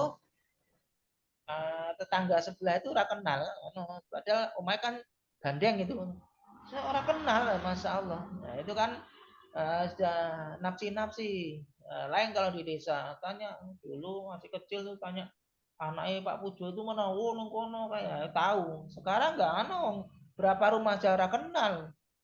Ini sudah komunikasi interaktifnya sudah jauh berbeda dengan yang dulu. Padahal sekarang sudah ada HP lagi. Ya. Wong ditanggane saya kulo tanggane lho tanggane ora kenal masyaallah. Nah, ini. Kalau perubahan lingkungan secara fisik tadi lingkungan alam ya dan sebagainya. Kemudian peperangan juga membawa perubahan. Baik perubahan dalam bidang kemajuan maupun dalam bidang kesengsaraan. Seperti misalnya Palestina itu wah, yang sudah begitu gedungnya mapan-mapan, tinggi-tinggi ya. Nah, itu sudah hancur semua. Peperangan hanya 1 bulan sudah merubah tatanan perkotaan, tatanan keamanan, tatanan administrasi dan sebagainya itu menghancurkan semuanya itu. Perubahannya begitu cepat itu. Nah, ini jadi pengaruh di peperangan tadi. Yang ketiga pengaruh kebudayaan masyarakat lain. Nah, tentu juga perubahan. Nggak ada perubahan yang masyarakat lainnya seperti kan kebudayaan kita yang masuk dari Timur Tengah aja misalkan ada seni kadro, ada batu sholawat, ada dan sebagainya itu perubahan ini. Ada budaya dan sebagainya. Itu perubahan budaya masyarakat itu ya. Oke. Kemudian manajemen, baru ngerti manajemen perubahan barangkali memberi definisi yang manajemen perubahan sebagai berikut. Next. Nah, menurut Wibowo, lalu yang lainnya ngantuk apa enggak ini? Enggak, Pak. Boten, Kayaknya Pak. baik. Lanjut. Ya, sambil minum dan makan boleh, enggak apa-apa. Iya, Sambil enggak ngopi nih, apa-apa. Pak. Santai yang kita.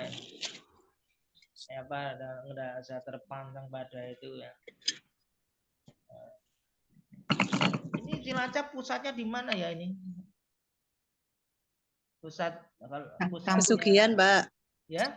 Pesugihan. Pesugihan. Ini pusat apa, Pak? Pusat kampusnya ya ini apa ya yang koordinatornya loh maksudnya? Oh iya, di Pesugihan, Pak. Pesugihannya. Di MI Kuripan Kidul. Oh, tempat itu Pak Ashadi tahu nggak ya? Pak Ashadi. Iya, betul. Pak Amin. Pak Amin. Ya? Tetanggaan, Pak. Iya. Iya, Pak Ashadi. Iya. Pak Ashadi itu mahasiswa pertama saya itu. Betul. Ya. Yang kemarin umroh itu. Nggih, leres. Ya, kemarin kan datang, Pak, saya mau umroh. Umroh ya gurune disayangi kepiye berarti umroh dewek pamit. Allah itu Jan. Allah, iya. Oke, Pak. Iya, Pak, saya dikasih zam-zamnya itu kemarin. Iya. Ini kan apa? Dia kan dulu dari di Kebumen juga kecilnya lah ya. Mondok di Al-Islah itu, Berawati dan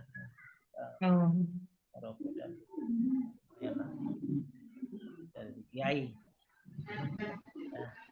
Ashadi.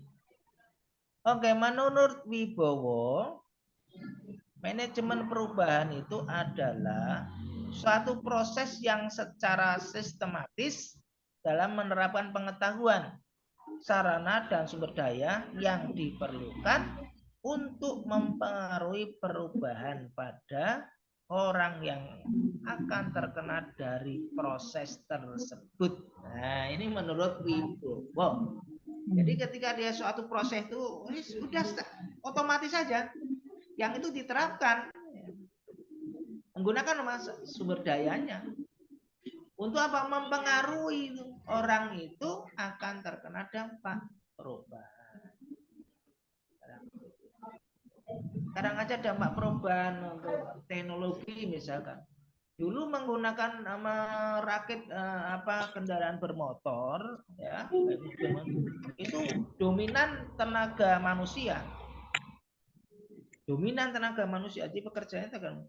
Sekarang itu akses itu udah tenaga robot mesin itu udah tinggal nyekrup sendiri dia tangannya operasional. Nah, itu sudah menghemat, mengurangi ribuan tenaga kerja. Nah, itu perubahan yang signifikan. Bahkan kendaraan tuh nggak seadanya, nggak perlu pakai sopir. Belum saudara, kalau mobil melaku dewe Orang nggo sopir ning nggon tertentu mandek ngedukke penumpang. Luar biasa dengan perubahan itu. Kok orang nabrak, orang disetiri, orang saya. Orang nabrak nih. Nah, itu perubahan yang teknologi yang luar biasa itu. Ya. Oke. Nah, itu ada perubahan-perubahan yang signifikan. Teori manajemen perubahan. Yang pertama teori motivasi. Beckhardt dan Harris menyimpulkan perubahan akan berubah bila ada sejumlah syarat. Perubahan ini arep berubah. Ana sing perubahan ning ora berubah yo. Karena tidak memenuhi syarat oleh Beckhardt dan Harris ini. Yang pertama manfaat biaya, manfaat atau biaya. Maksudnya adalah bahwa manfaat yang diperoleh itu harus lebih besar dari biaya yang diperubahannya. Lah nek ngetokke biaya lebih banyak ning ora ono perubahan ora ono apa itu namanya kualitas dalam suatu pekerjaan ya padha wae bohong.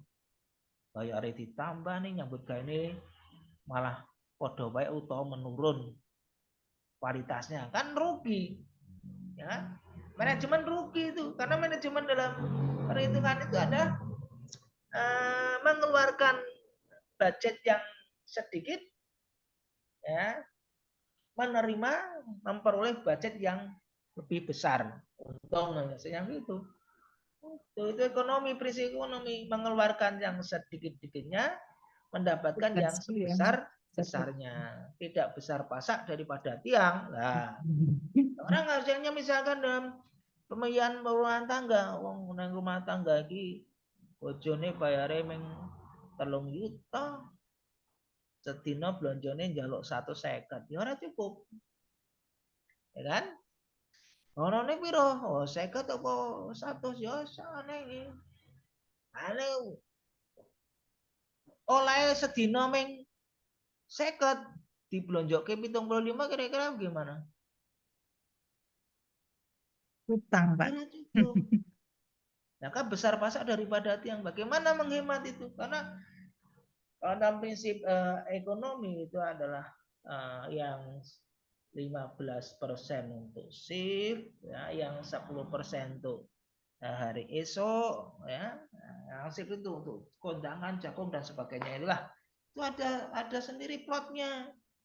Tidak ada begitu uang sone kondangan belak-belakan nanti duit dan sebagainya. Itu karena apa? Karena manajemen keuangannya tidak ditata. Bahwa sing ngono sing manis ono Islam udah entek.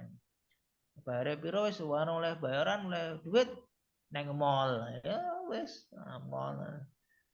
Klambine 3 lemari wis tuku wae. Ibu kok ini seneng kuwi. Iya, beli aja.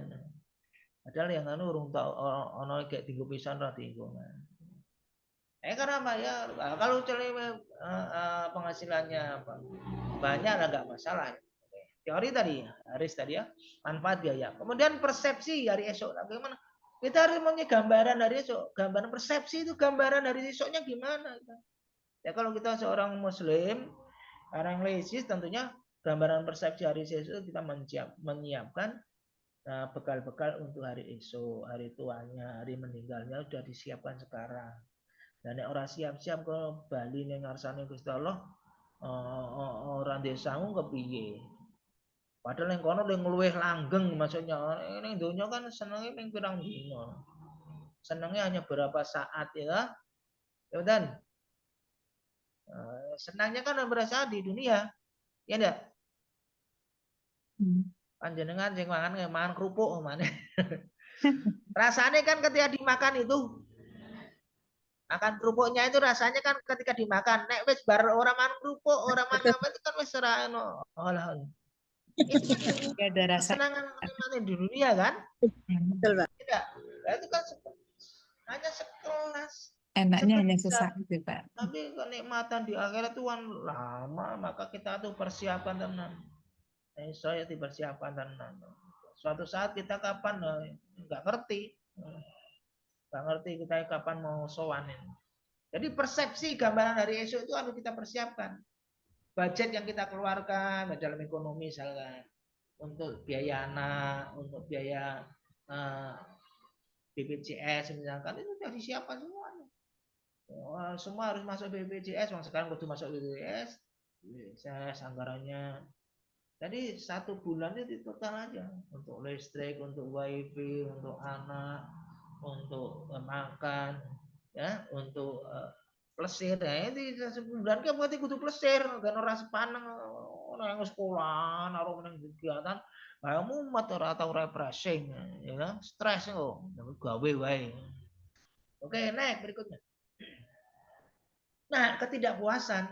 Nah, ini ya, itu termasuk ketidakpuasan. Bahwa adanya ketidakpuasan itu yang menonjol terhadap keadaan sekarang yang diatasi pimpinan itu semuanya menjadi ya, yang namanya ketidakpuasan itu mungkin bisa tertimpa ada semua orang puas karo pekerjaannya, tidak puas sama hasilnya, tidak puas sama semuanya itu ada. Tapi ketidakpuasan itu harus juga introspeksi kita, menilai kita, mengevaluasi kita bagaimana kita akan memperbaiki ketidakpuasan itu. Dipikir ya nanti malah stres kita sendiri. Kemudian di cara praktis, yang praktis itu bagaimana? Bahwa ada praktis yang dapat ditempuh keluar dari situasi sekarang apa? Ya tinggal celahnya, di bidang apa? Pendidikan, bagaimana cari jalan yang praktis, yang tentunya tidak berakibat berdampak pada diri kita tentunya ya. Yang praktisnya kok mikir praktisnya tidak idealis, kudu ngene ya orang mlaku. Ya pikir saya wis mlaku ayo. Ya makan ya, dan sebagainya itu kan praktis saja, nggak usah berpikirnya tuh nggak usah ngabot-abot. Mikir abot-abot yang mikir abot-abot yang stres. Mikir hasilnya piro, mikir bebane anak piro, bebane bojo rewel wae, stres loh. Santai aja saat mau ngelakoni apa yang diana pangeran, gitu aja. Terus next. Terakhir ini Pak. Oh terakhir, oke, kayaknya terakhir juga ya. Besok masih satu lagi. Ini kalau zoomnya mati ini gimana nih? Oke, sebelum kita tutup nanti kita absen dulu. Kita presensi dulu dan nanti tolong hostnya nge-screenshot ya. Oke. Yang pertama saya panggil yang jadi host RR Sarfania. Oke Pak, hadir Pak. Ngajar di mana ini? Di MI Kuripan Kidul Pak. MI Kuripan Kidul. Iya. Itu yang koordinatornya ya, yang kelas koordinator Pak ya? Oke Pak. Oh iya. Saya bareng sama Bu Fitri sama Pak Karim, Pak Sugeng Riyadi. Oh gitu. Sudah sertifikasi belum? Sudah Pak. Ya? Sudah tahun 2011 sudah. 2011. Daftar PPP 33. Alhamdulillah sudah. Ya? Sudah SN Pak. Oh ya, DPK berarti. Oke. 25 Pak pengangkatan. DPK-nya berapa orang? 3 orang kalau di MI Kuripan gitu. Oh, di Kuripan 3 orang. Suaminya juga ASN. Tidak di situ. ASN bukan? Iya. Mana? Belum ASN Pak. Oh iya, ojo diomahi wae urung ASN. Enggak Pak. Saya baik hati dan sombong. Ora jane disolehah. Nggih, Pak. Oke, lanjut. Rumahnya Kuripan juga ya? Iya, Gumilir, Pak. Deket, Pak. Gumilir, Cilacap Utara, Gumilir. Gumilir itu berarti Cilacap kota itu ya? Iya, Pak. Mampir, Pak. Berapa kilo dari sana itu? 3 kilo. 3 kilo? Enggak keliling dekat aja pindah. Pindah yang dekat. Nggih. Amin. Nyusuke kan tua ringkih awak udanan. Nggih, insyaallah. Mudah-mudahan Pak dikasih rezeki lebih bisa pindah. Iya, pindah kan minta-pindah boleh mengikuti suami. Di rumah. Oke. Lanjut. Next, Laila Wahyuni. Ada Pak. Ada. Ya, ini asal di mana? Di Mantiga Cilacap, Pak. Tiga itu dulu jalan itu Pak ya? Gimana, Pak? Sekolahannya di pinggir jalan itu Pak ya? Bukan, Pak. Sekolahnya di dalam di Kroya, Pak. Ini kita di timur, Cilacap bagian timur. Oh, Kroya. Oke. Kroya itu rumahnya Kroya berarti? Ya, rumahnya di ini Pak, kecamatannya sama, cuma dari rumah ke sekolah 8 kilo, beda desa. Ya, dekat kalau 8 kilo. Ya, lumayan, Pak. Saudara itu kerja di KUA Kroya ada itu. Kemudian di Tapsium Pak? apa itu? Ya? Tahu di Sinten, Pak, yang di KUA. Di KUA itu Jaki apa namanya? Jaki. Oh, Jaki. Iya, kenal sekali. Bu Jaki Pak dia, Pak. Iya, Jaki. Anak orang Sampang aslinya. Orang Jati ya. Teman itu, Pak, teman saya.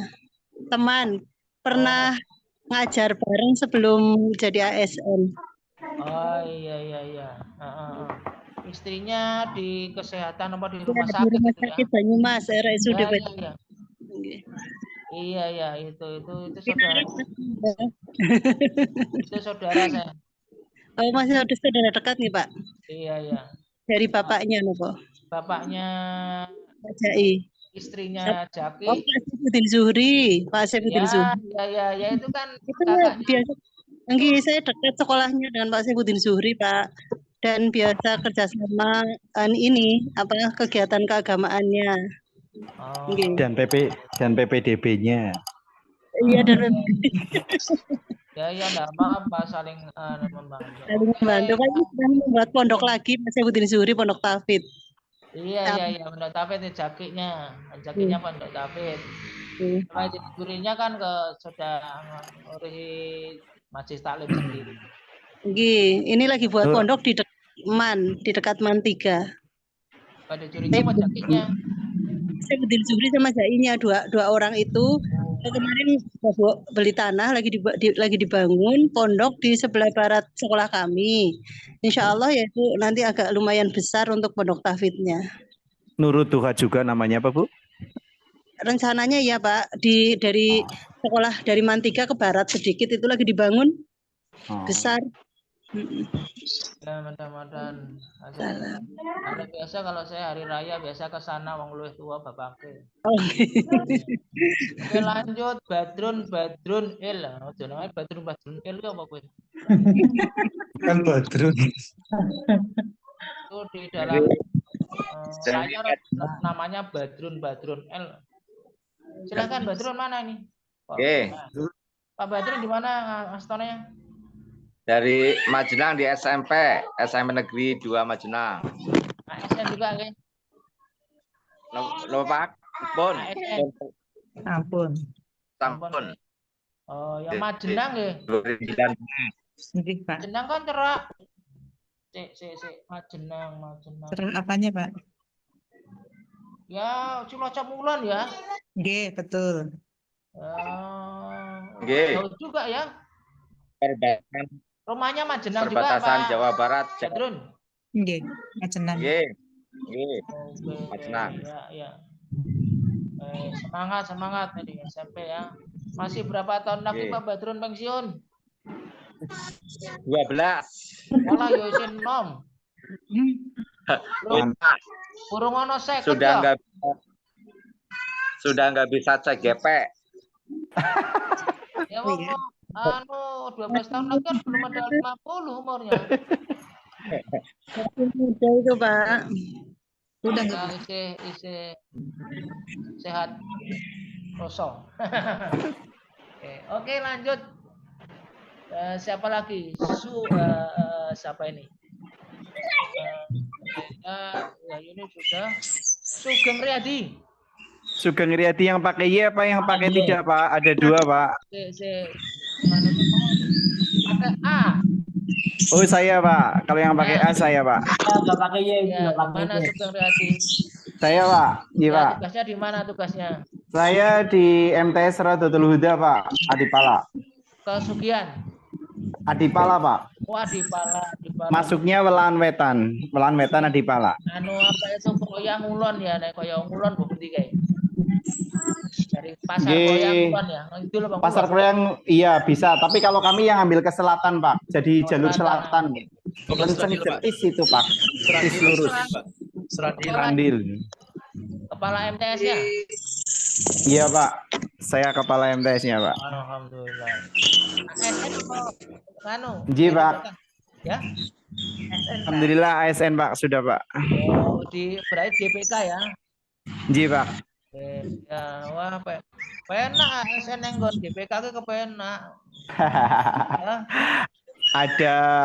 Ada Kak Istrikan Menakwak nanti. Kalau kan lebih disiplin nek swasta yang penting neng kepala yang mantan kepenak swasta. Oke, next punya Siti Badinah. Siti Badinah mana? Jurnal di jurnal. Halo Siti Badinah, ada nggak ini? Ada itu. Kamu baca apa enggak? Ya. Ada enggak? Kalau enggak ya besok ya, Senin diingat. Aduh, Badinah. Ini posisi di mana ini? Badinah, halo. Siti Badinah. Halo. Kayaknya lagi kondur deh. Ahmad Sauki. Hadir. Sauki mana? Ya, hadir Pak. Ya, nih. Tadi yang dikatakan lurah itu ya? Pak Sauki. Iya, Pak, ini, Pak. Iya, Pak.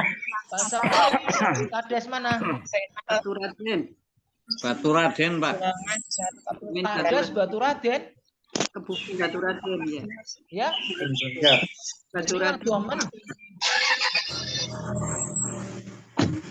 Jauh, Pak, Batu Raden. Iya. Bisanya Kebumen. Ya. Halo, Ahmad Sauki. Dengar dah ini Ahmad Sauki ini. Gimana, Pak? Kades Batu Raden. Desa Kebumen, Kecamatan Batu Raden, Pak. Waduh, Kebumen ya. Nah, sudah berapa tahun? Tinggal berapa tahun? Ganti Yayan. Baru jadi, Pak. Ya, kalau ada perpanjangan 2 tahun lagi berarti 2028. Ya, 2 tahun. Maju lagi sopora. Wah, masih bisa banget. Ayo maju bae, nek kira rakyate mendukung maju bae. Amin. Iya. Siap. DPR. Saiki mandan kepenak dadi lurah karo perangkat desa. Ora kaya Dedek. Kalau itu kan perangkat desa lurah ki nggo gemoan, sekarang jadi perangkat sama lurah ki udah nggo rebutan, pengen maksudnya. Nggih, Pak. Makanya gue ada dana 1,3 M tiap tahun itu sih. Betul. Itu dari dana desa, dari ADD, kemudian dari Bangkyu ya sekitar 2,6 M. Wah, iya, apalagi Batu Raden. Wah, maju meneh bae kok gawe pensiun tua. Ya, Pak. Nih. Mudiah, terus Mudiah. Ada, Pak. Halo Mudiah, mana ini? Ini. Mudiah mana Mudiah? Itu Pak, sudah Pak. Punyai monggo punyai. Ye. Atau di mana? Di rumah, Pak. Ibu rumah tangga. Rumah tangga. Rumah tangga, Pak. Ya? Kepala MI. Oh, Kepala MI. MI negeri apa swasta? Swasta, Pak. Abadi. Ya. Iya, seri abadi. Iya. Oh, alhamdulillah. Iya, oke, DPK-nya oke. Nah, rumahnya mana? Cilacap, Jalan Pandawa, asli Kebumen, Pak, saya. Kebumennya mana? Petanahan Karangluhur. Oh, teranggon saya di Klirong, anu Badongan. Oh iya. Bapak Klirong, Pak. Iya. Saya Karangluhur. Oke, di Jamendo berarti kota, Cilacap kota ya. Ya. Lanjut Ratnati. Mandiro. Ratnati, masalahnya gimana? Di MI swasta Majenang Pak dosen. Majenang? Nggih. ASN ya? Nggih, sampun. Tugasnya di mana? Napa? Rumahnya, rumahnya. Oh, di Majenang, dekat ini kan. Alun-alun ke utara. Oh, gitu. Iya. Jadi dekat rumah ngajarnya juga ya? Iya. Oke. Next berikutnya. Sugeng Riyadi pakai J. Ya, hadir. Hadir Pak, ya Pak. Ya, Sugeng Riyadi. Ya. Asalnya di mana ini? Sama di MI Kuripan Kidul bersama Bu Sarifah sama Bu Fitri Pak. Oke. ASN apa bukan? Bukan Pak. Bukan. Sudah sertifikasi belum? Belum. Ya? Belum Pak, belum. Boleh daftar P3K itu? Oh. Dikasih petunjuk untuk mendaftar P3K tidak? Oh boleh Pak, bisa dikasih Pak. Ya kalau anu daftar eman-eman. Oh gitu ya Pak. Ya itu untuk menambah income kamu. Ya. Oke, terima kasih. Ya. M Jamhari. Siap Pak. Jamhari ngasih tau di mana? Kemenag Cilacap Pak, guru.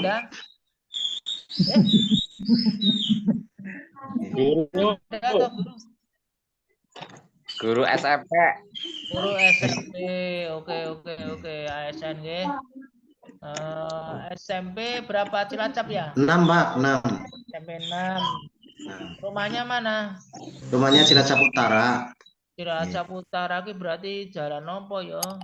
Ya, Pasar Limbangan Pak, Pasar Limbangan. Oh gitu, ya. Oke. Ikutnya siapa lagi yang belum saya absen? Bu Badika. Bu Saya Pak. Siapa? Silakan. Saya Pak. Sebut namanya dulu. Saya Pak. Taufikur Rahman. Mana Taufikur Rahman? Ya Pak. Nggih. Astornya di mana? Maksudnya di MI ya Baki Wulan Wetan, Adipala. Adipala. ASN bukan? ASN Pak. Ya, DPK di situ ya. Ya DPK. Iya, oke. Rumahnya? Rumahnya ya di Wulan Wetan, dekat dengan masyarakat.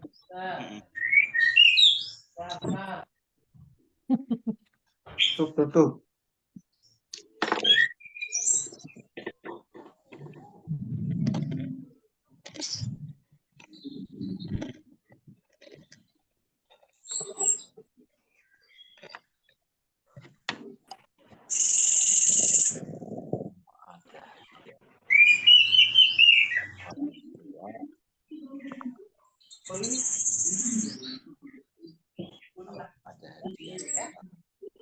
Ya, terus lanjut. Ini tadi ada beberapa ada kepentingan nih. Itu ada Bu Siti Badinah sudah. Siapa yang belum? Bu Fitriya itu Pak. Bu Fitriya Syahrir. Sama Bu Yang belum saya absen siapa ini? Ada Saring Pak. Oh ya. Silakan sebutkan namanya. Pak Saring dari Majenang Pak.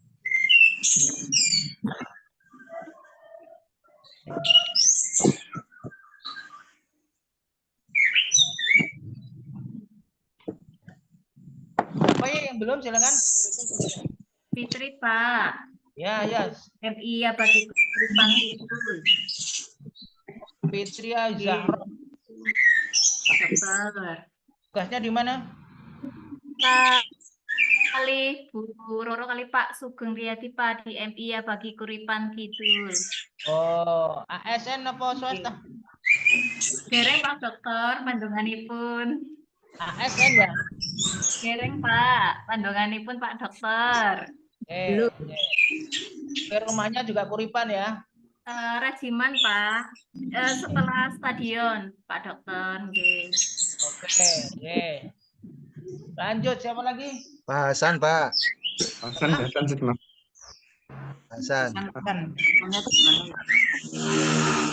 Muhammad. Nah, Muhammad Hasan sama siapa tadi? Iya Pak, saya Pak. Ya, Muhammad Hasan. Tadi anak di jalan Pak, jadi Tugasnya di mana Muhammad Hasan? Di MTS Rawalo Gimana, Pak? Pak. Ya? Di MTS Rawalo. Rawalo. Nggih. Padoman Rawalo ya? Nggih. Apa di mana? Di SMP apa Pak? MTS NU. MTS NU ada SMK MO ya? Nggih. ASN atau swasta? Sertifikasi impasing Pak Haji. Oke, ya. Ya, selamat berjuang. Oke. Nggih, Bun. Ya, terus siapa lagi yang belum? Tadi ini Pak, saya pas di jalan jadi nge-like ini. Badingah lagi. Iya. Iya Pak. Gimana ini posisinya? Lagi perjalanan pulang Pak. Tadi di madrasah habis rapat. Contohnya di mana? Ngajarnya di Man 1 Pak. Man 1 Cilacap. Man 1? Nggih. Man 1 Cilacap. Kepalanya itu Pak Dr. Andes Muslimin Winoto itu bukan ya? Bukan, sekarang sudah ganti Pak Sugeng Warjoko. Oh iya, Sugeng Warjoko dari MTS Kebumen. Model itu. Iya Pak. Ya itu bagus itu. Itu apa namanya? Pinter itu anak itu. Nggih. Pak Muslimin Winoto di mana sekarang? Dalam? Muslimin Winoto sekarang di mana kepalanya? Pak Sugeng. Pak Muslimin Winoto di Banjarnegara, Pak. Oh, pindah Banjarnegara. Iya, gantinya Pak Sugeng. Oh, oke. Baru Ya, 1 tahun lah, 1 tahun. Ya, pas 1 tahun kemarin September. Ya, sampaikan aja salam dari Pak Sujati ini, Pak. Oh, nggih, Pak. Nggih, saya sampaikan. Marjoko. Ya, yang lain mungkin, ayo. Ya Pak. Ya, Mas apa? Lukman Hakim. Ya. Lukman Hakim. Oh, rapat kon nih gambarin di sapa ki? Halo. Lukman Hakim, Pak. Oke. Lukman Hakim. Asalnya di mana? Di MI Al Mukhtar Adipala. MI Al Mukhtar Adipala. Amuntan di Bala, MTS apa SMP? MI, oh ya. ASN apa Mas swasta? Belum. Masih ikhlas beramal, Pak. Ya? Masih ikhlas beramal. Belum. Enggak dengar? Belum, Pak. Belum ASN.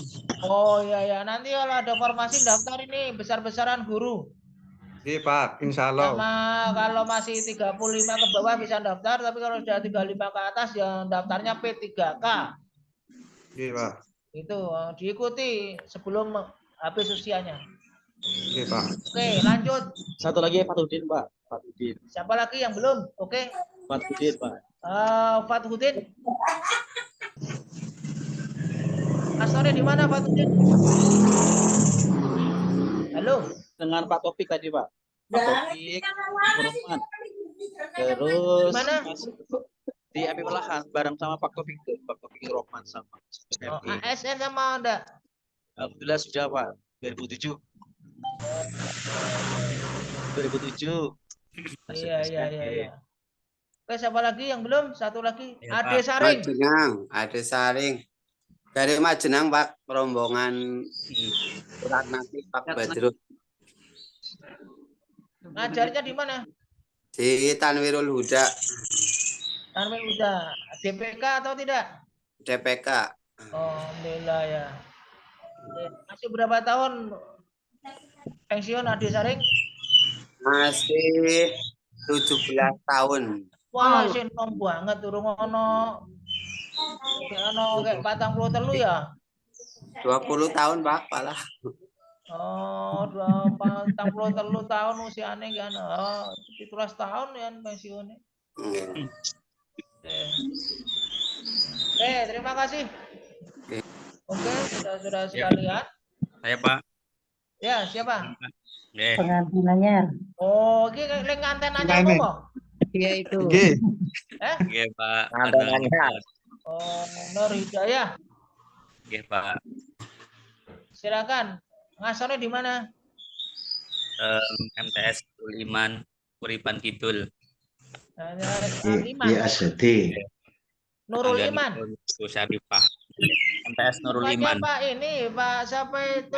Asadi, Pak Asadi. ya? Iya Iya, itu. Ya, salam Pak. Ya, nomornya maaf, nanti sampaikan. Nomornya Pak Azadi kok dihubungi nggak bisa, apa ganti? Tolong nanti sampaikan ya.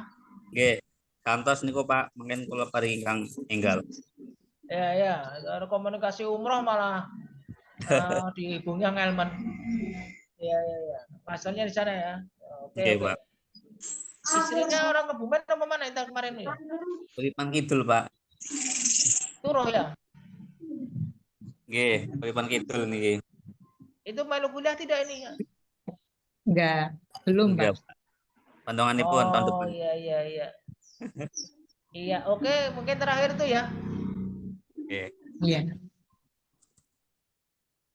Oke, silakan. Kalau sudah nggak ada, Sarifah. Satu lagi, Pak.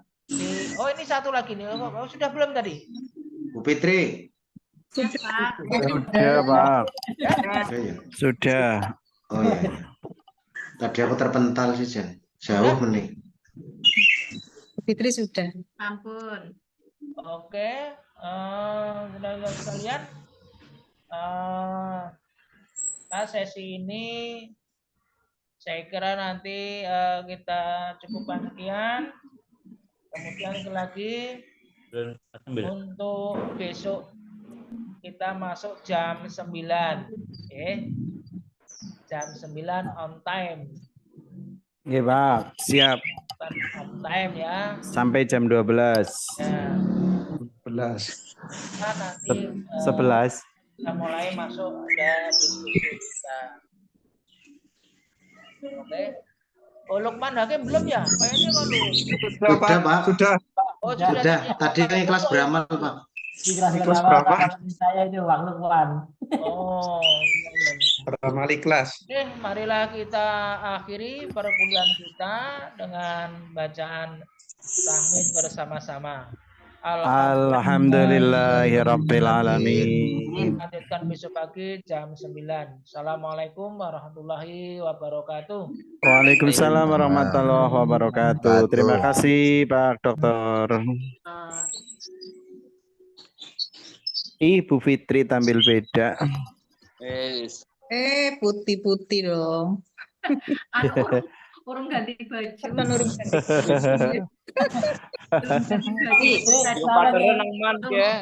Kapan Saya berono sama Bu Fitri belum kan?